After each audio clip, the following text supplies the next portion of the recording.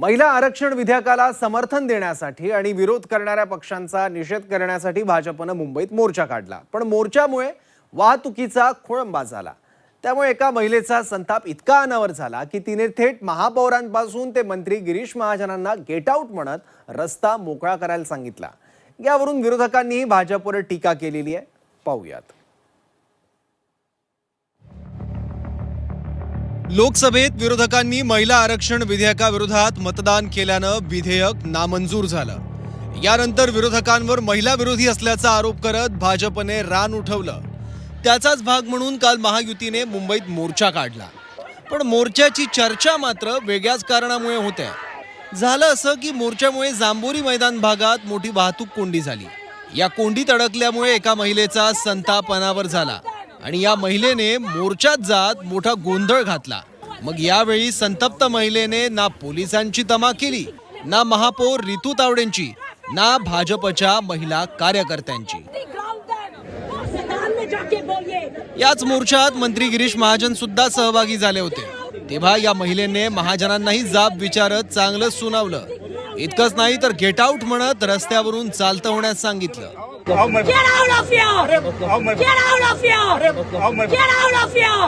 बरं, ही महिला एवढ्यावरच थांबली नाही तर तिने मोर्चेकरांच्या दिशेने बॉटल सुद्धा भिरकावली।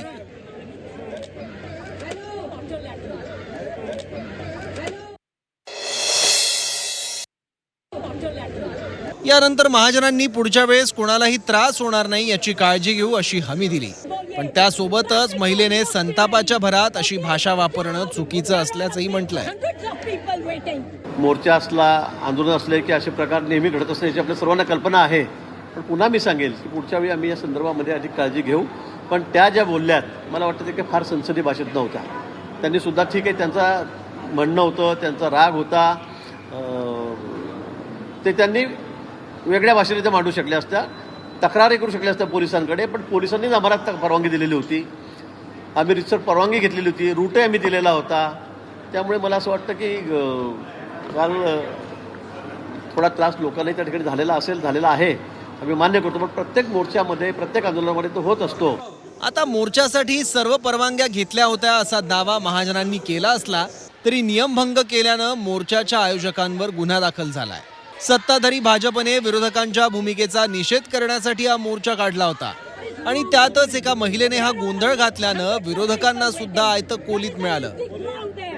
ज्या पद्धतीनं भाजपनं ढिसाळपणानं विसाळघाईनं मोर्चा काढला, कारण नसताना महिलांच्या नावाखाली, त्याच्या विरुद्ध आक्रोश आहे।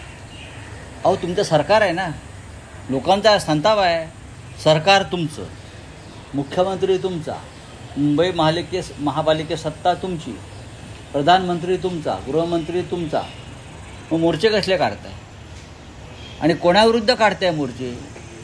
सत्ताधारी पक्षानं विरोधी पक्षाविरुद्ध काढलेला हा जगाच्या इतिहासातला पहिला मोर्चा आहे। सगळ्या म्हणजे प्रामाणिकपणे, इमानदारीनं, सच्च्या मनाने जर ही महिला असत्या तर तिला समजलं असतं की हे लोक, ही सगळी मंडळी इमानदारीनं रस्त्यावर उतरली आहेत महिलांच्या अधिकारासाठी।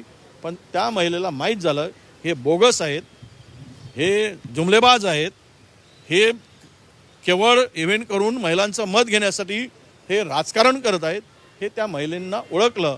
म्हणून ती भगिनी अगदी शूरवीरपणे त्या सगळ्यावर तुटून पडली आणि सगळ्यांची तोंड बंद झाली, काही करू शकले नाहीत, कारण ही सत्यता होती, सच्चाई होती।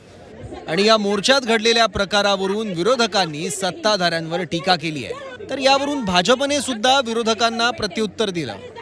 या मोर्चाच्या आक्रोशामुळे तुमच्या कांठाळ्या बसल्यात, विरोधकांच्या कांठाळ्या बसल्यात।